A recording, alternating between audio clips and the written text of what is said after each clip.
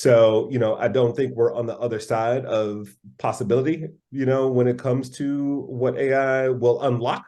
Because I think most of us go like, well, oh, shoot, if that door is closed, what other door can I open? And I think that's where human ingenuity, it will always kind of like prevail.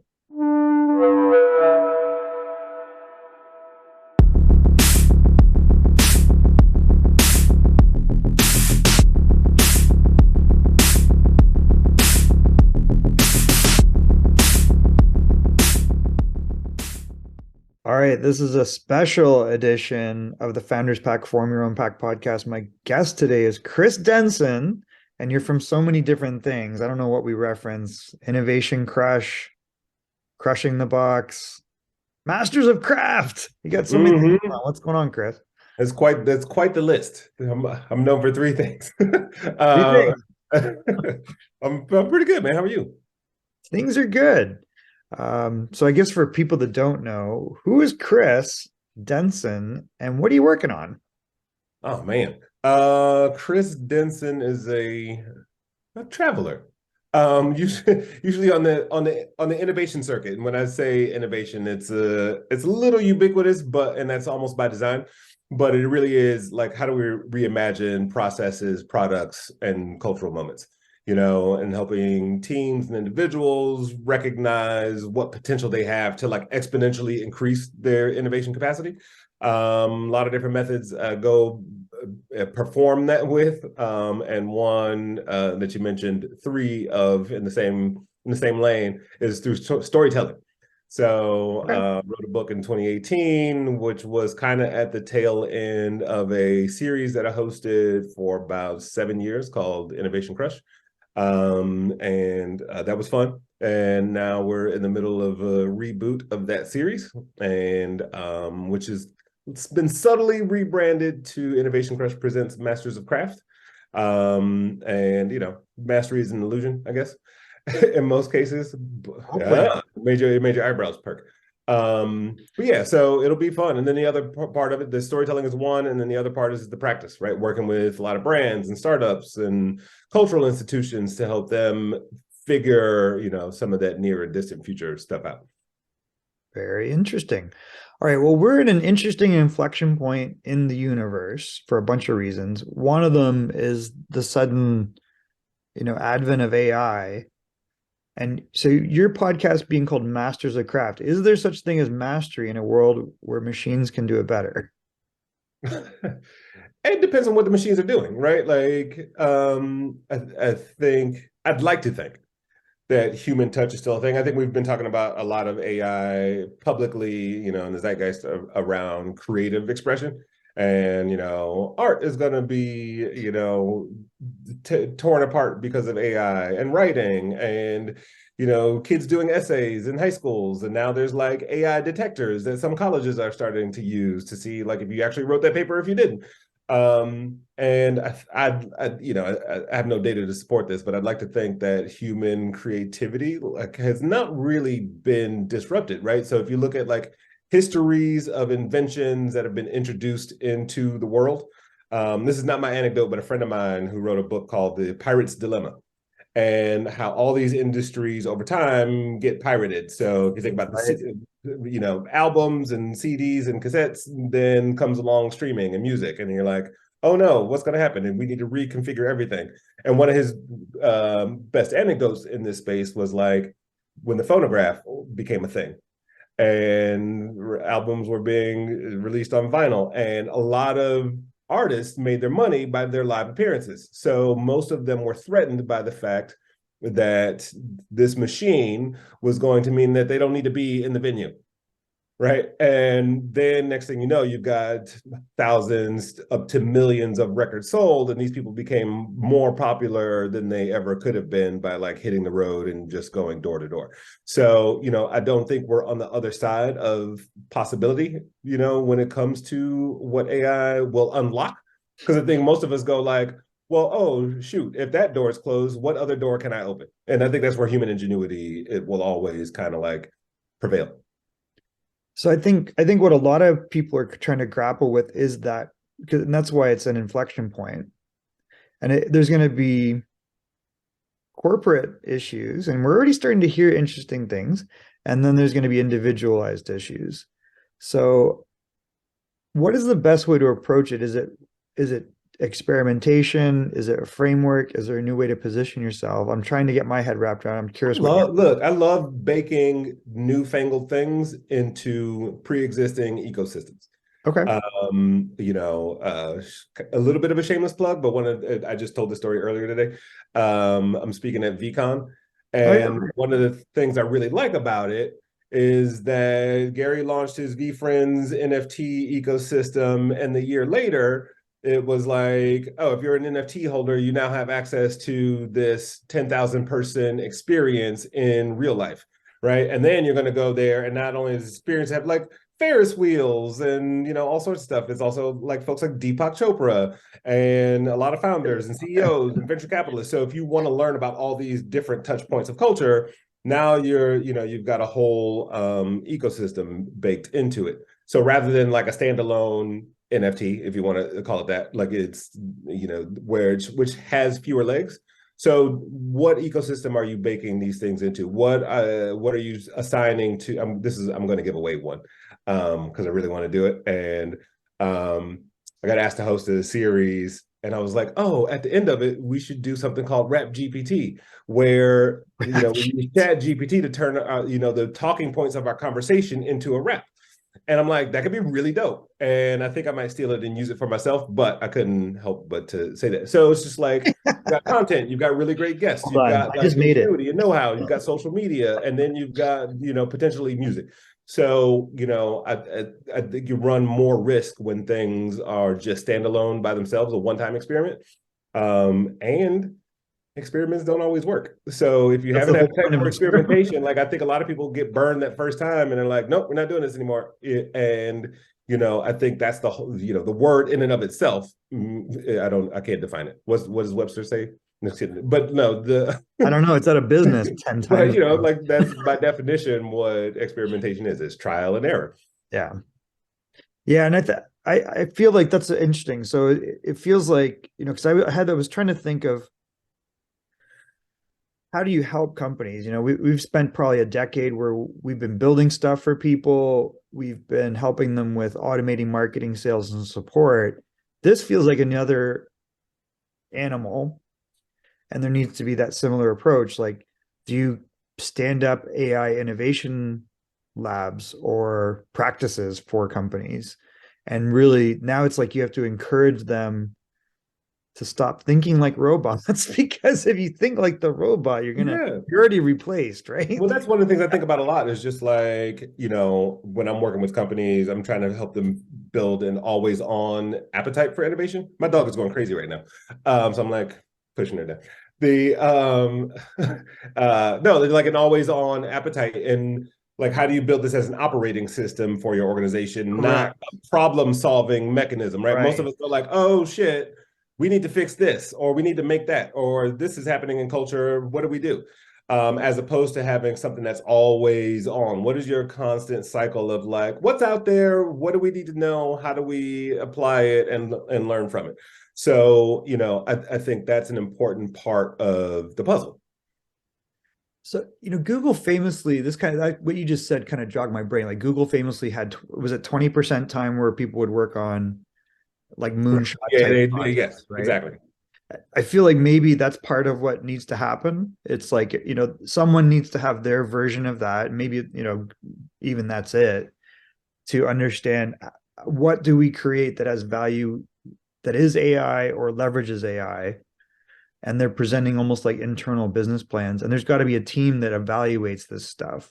Yeah, I think there should be a team that's like exploring all these things, right? Like, yes, AI, but also forgive me if it's antiquated or it's becoming antiquated, but like the metaverse. And like, I mean, if you take any innovation-esque buzzword term in technology, like someone's should be responsible for what does that mean for us as an organization. It could mean Right. nothing, or it could mean like, it could change the world. And I'm a big fan. I think as part of these ecosystems, it's just like always on a cadence of education. So I was at an agency for a while, and every 2 weeks, I would bring in, you know, a different either startup or well-known social platform or new company, and say like, what's in the vault? And how can our brands as an agency be smarter about incorporating these things into our own business as well as our clients' business? And so as long as you have like a regular flow of information, somebody in the organization is going to do a white paper and, you know, and publish it. But I think that even by the time you finish a white paper and publish it, like the game has changed a little bit more. So it's almost like if you were, I feel like what was the idea that just popped in my head when you said something? It's, you know, it's only what was it? 20% AI time. What'd you say? We need to bang out a book called 20% AI time. There's so And you frame it as like, well, you here's led me this to a one. thought too, because you know, we used to do another role I had. One of the things that we had a presentation that showed maybe like 6 Fortune 100 companies innovation structure. You know, one was a pyramid, and like there's a tippy top of the pyramid, like becomes our experimentation. One was time-based. Another one was like, do we have a lab? You know, so there's different ways to do it. And I think most of us hear one method and go, that's the way it has to be. I think, you know, incorporating it into like, what is your company culture like already? You know, I was just gonna say, and you know, smash that. because I think that I think that rule applies to also the technologies that we're talking about. So, you know, what does rap and chat GPT look like, right? Or, you know, Ghostwriter and creating the song with or with the fake Drake and and Weeknd. Did you see the Biggie one? No, but it's been so many, right? Like that one's crazy. And just like when YouTube came out, and like a lot of publishers were fighting against creators, you know, like especially in the gaming ecosystem, like take that down. That's our IP. You can't publish that. Like Grimes, for instance, was like, please make more music for me, you guys, using AI. Universal is like, stop, everybody stop, right? Like, so it's becoming this wild, wild west again in terms of, you know, what's possible, what regulations are going to pop up, what kind of new companies are going to be formed, and which one of those companies are going to disappear. So there's a lot to, you know, to take into consideration, but not be overwhelmed by. So I kind of write about how the last, let's call it 12 years, let's call it since 2007, there's like 3 or 4 or 5 innovations that really became ecosystems that kind of, they overlapped a little bit. One was the mobile app, which was, hey, everybody had an app idea all of a sudden, and the structure was there that anybody could build them quickly. It changed how software was made because suddenly it was like faster, quicker, and it was just at the speed of ideas. And then at the same time, the browser matured. And I think you trace those back probably both to Steve Jobs, right?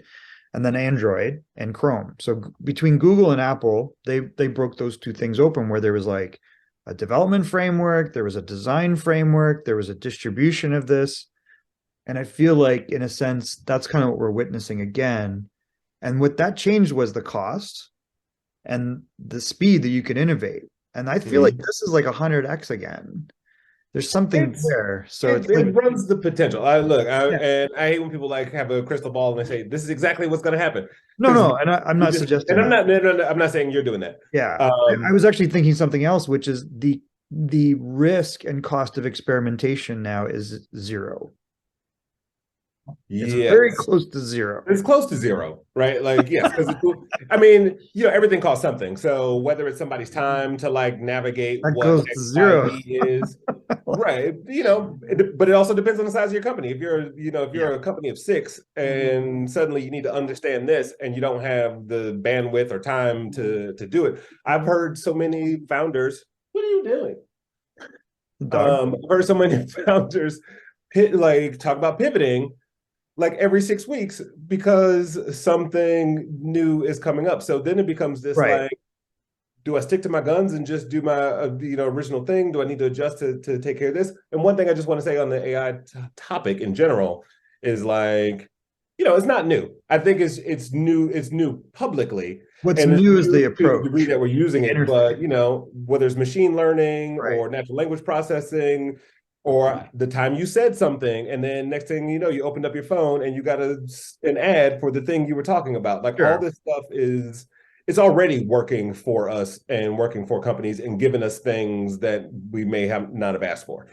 So For sure. But I think my point is the complexity of building that was not driven to I see. the Yeah. user interface. You mentioned the operating system, and I feel like that's what's happened. It's like we now have an operating system, and that's the whole point of generative, isn't that it's, oh, suddenly chatbots are useful. It's accessible. Yeah. And I think that's what, I'm trying to envision the future because it's disruptive for all of us. I just feel that you and I could figure it out quicker than a big company and then help them. And the way, That's and even true. a small company, like we were hearing this story of the next batch of startups in San Francisco, the unicorns, a lot of them might be dead. And there's a name they were calling them, I can't remember what it was, but zombie corns. Right. Right. Right? Right. You're like, wait, Right. it's a zombie corn. It's like, what's that? It's a zombie unicorn because there's a guy with 6 people in the room and we're giving him $500,000 this time instead of 5 million, and they're doing more than the guy that got 25 million. Right. That was kind of and I think it was the All In podcast. Jason Kalkanis and Chamath were having that conversation. So I feel with that as your lens, it's like, well, it shouldn't be a lab. It shouldn't be one size fits all. It should be the T-Mobile. The T-Mobile lounge is going to be magenta, but yours Yeah. might be purple, and the other one might be a soda shop. But whatever it is, you need that space for real innovation. And Yeah. No. it's because it's no longer like hard lifting; it's like speed. No, you're right. You're right. And it's also the speed of knowledge, right? I think your time to like learn and apply and test, and somebody else has a little bit more bandwidth to go like, oh, I get it here. And like you said, here we can get it done in a week. I was talking to somebody, there's a sneaker maker, and I want to say he used to work for like design Yeezys, and then started his own thing called the Factory Lab. And one of the things, he cut Oh, the production time from 8 months down to like 1 to 2. So if you think about like how much time it takes to design, build, test, and launch a sneaker, they've cut that time way in half. And I think that's, speed wins in some cases, sure. but not in everyone. Yeah, it's kind of been interesting because like we've always advocated over the last year that we've been around with Founders Pack, rapidly prototype, go talk to real customers. So the feedback loop is really important, and that probably might, if you flood it, it might get overwhelming. So I feel like what we're talking about is in my head helping frame a way. It's like here's the gates, right? The new role, people are like, oh, you're gonna have prompt engineers. I'm like, maybe you're right. Maybe the prompt engineers are banging out ideas and getting feedback and then presenting models. And so it's almost like organizations need this thing. Yeah. You decide what color it is and what room it's in, or if it's in a room. And then the roles are these. And it's almost like these blobs. Because you mentioned, there's pyramids, there's boxes. I think the new one's something else. Yeah. Like an amoeba.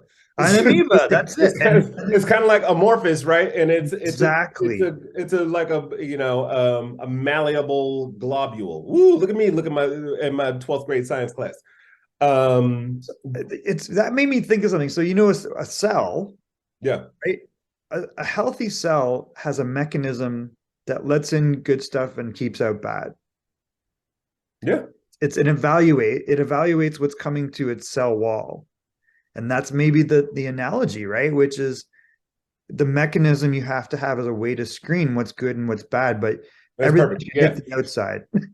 I agree. Like that's I like 100% that. spot on, right? Like when I was at OMD, I ran a group called Ignition Factory, and Right. almost same sort of thought process, right? There's 10,000 employees around the world. There were 20 of us kind of focused on what's around the corner when it comes to technology, culture, and just consumer psychology, anything that. But we were like this kind of like gatekeeper to understand like what's going to be valuable for the businesses that we were touching, and what wasn't, and just be that filtering center, which is also again another model of how to like have an innovation culture. Right. But I love that. I mean, I know I said it, but I like how you took it and ran with it, the cell analogy. Glad we're recording this. You're like, oops, Like, I let did. me forget. Because I think what I really want to be able to come up with, and you're the perfect guy to talk to about this. So I think it's interesting, is what's that globule cellular methodology that someone can take and make their own? Yep. And then the result of that should be stuff. And the scaffolding, I think, is always technology, talent, data, relationships. And we talk about form your own pack to share those things, like find ways to leverage those assets between partners, whether it's a mastermind of advisors and investors, or it's actual partnerships where, hey, we have a common customer, we have a non-competitive solution, but then there's what's the third option? And maybe that's what this is we could leverage these things and make this new thing with the help of AI. Yeah. It's like the island of Dr. Moreau. We're just gonna look at, like keep splicing different things together and see what happens. This analogy going on really, really crazy. Take a pause. I've also started watching season 2 of Sweet Tooth, which is pretty much Oh, the same concept. I have Uh, not seen it. I have to watch that. Come on, man. Can I We'll have watch a it fast? viewing party. We'll have a Can I Founders watch it Pack like viewing party. 2 times? What'd you say? Do I want to watch it 2 times speed to catch up? No, just watch it on regular. Okay. I can't do 2 times. But like, I always I feel like I'm on cocaine, which I've never done. So now I'm Don't like, do it. That hurt. It hurts. I have no idea.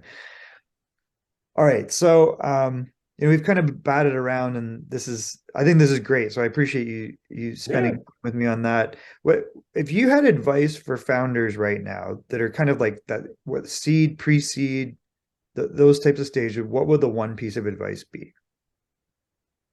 The the first one that comes to mind is, I mean, just check in with your teams, right? Like you talk about the feedback loop from like customers, as one thing, product reaction. There's another thing, just understand how humans are feeling and operating and how that affects their productivity.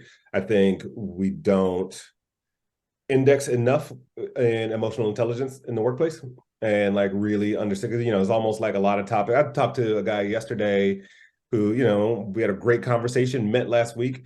And I was like, hey, you were ready to do this thing? He's like, I didn't get to it. I was really feeling depressed over the weekend. And we had a whole like really honest conversation about like how we felt. And I was like, me too. And then we Wow. had this really great conversation. And then of course we went on and do the thing that we did. But I think that increases your, employee morale. If I feel heard as an individual, and I'm part of a team that feels that way and I'm understood. There's a course that I love, and I ended up working with the founder a little bit, called The Trauma of Money. And it's all about your emotional relationship to finance. And it could be as Right. an organization. If you're a founder and you've got $500,000 and you got 18 months of runway and it's not enough, like, how are you operating as an organization? What is your historic relationship with money, both culturally, societally, and or just like your parents were, mismanaged or were like hoarders when it comes to cash? Like there's all sorts of different ways you What's your behave, money language? Yeah. especially if you're running an organization. And if you've been hired by an organization, you might still be worried about like rent or, a divorce or just some other thing that's coming up. And it's going to affect what kinds of risks you take. Right. So it's that emotional crossroads of like, yes, we are making a product and we're changing the world, but also like, let's make sure we are taking good care of each other in that process. Anyway, that's my 2 cents. Love it. That is great advice. What have we always ask, what's the role of partnerships and or community been in your success? Partnerships have always been my cheat code of like either reaching an audience that I don't have access to, or bringing another resource to the table that I don't have. I always try to create win-wins. And just as an example, this relaunch of Innovation Crush is actually a handshake with Verizon. So we're going to be using their 5G Innovation Lab, which is like a 30,000 square foot facility. And, you know, we looked at what we both were looking to accomplish, and we checked some boxes, and super easy and done deal. That's amazing. But yeah, and it is. And I think also collaborations, I have an appetite for the unexpected. Yeah. And you know, especially like the more unexpected the collaboration, I'm like, wait, what? Yeah. One of my favorite examples of that is the Smithsonian, and I forget which record label it was, but it was like the hip hop community. And the Smithsonian was like, nobody comes to museums anymore. And there's all stats around like Hmm. this sort of thing. And like, how do we reach younger generations of potential attendees?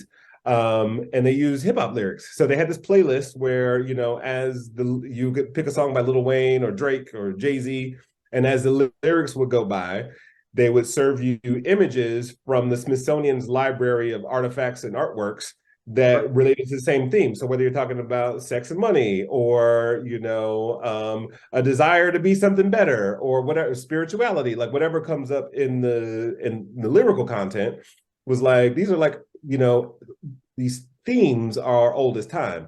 So I thought that was just like, again, a wait, what kind of, you know, collaboration. Spotify and Ancestry had a partnership a few years ago.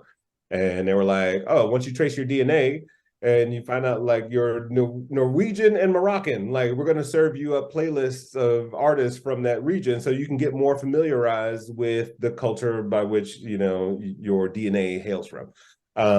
So it's those sort of like unique experiences that can be created through collaborations. And I think it just takes a little bit of thinking outside of your tunnel vision, especially for young companies, because you go like, nope, we just need to build this thing. Right. Oh no. And you never know what that collaboration will allow you to do, you know, if at least take the time to explore it and consider. I love it. All right. What is the best way for people to get in touch with you, and what do you want to talk about? What do you want to promote? And who do you meet? Say anybody what? Who do you want to meet? Ooh, who do I want to meet? My answer to that question used to be Will Smith, but now like I gotta He's figure out available. my ducks. He's available. He's leave a guy alone. That was my fault. So chrisdenson.co is, you know, my website. Probably needs to use an update. But Densonology on all socials, DENSONOLOGY.